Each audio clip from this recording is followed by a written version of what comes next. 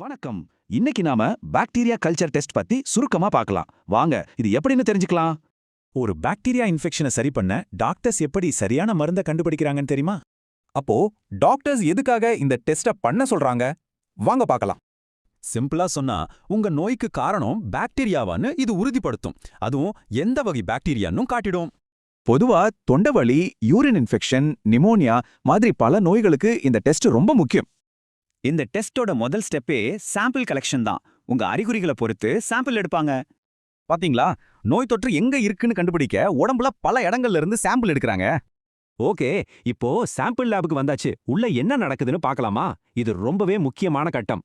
லேப்ல சாம்பிள்ல இருக்கிற பாக்டீரியா வளர்றதுக்கு ஒரு சரியான சூழ்நிலையை உருவாக்குவாங்க. அப்பதான் அது பெருகும்.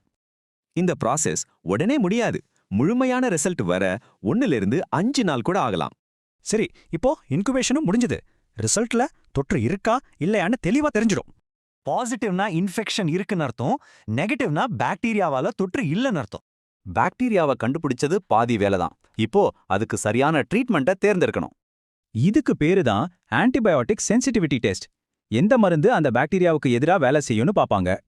இது ரொம்ப முக்கியம், ஏன்னா இதுதான் உங்களுக்கு சரியான மருந்து கிடைக்குதான்னு உறுதி செய்யும். அதனால இந்த டெஸ்ட் மூலமா அந்தாசில ட்ரீட்மெண்ட் கொடுக்காம சரியா டார்கெட் பண்ணி சீக்கிரம் குணப்படுத்த முடியும். இது மாதிரி லேப பத்தின நிறைய தகவல்களுக்கு தமிழில் மருத்துவ ஆய்வகம் யூடியூப் சேனலை மறக்காம பாருங்க.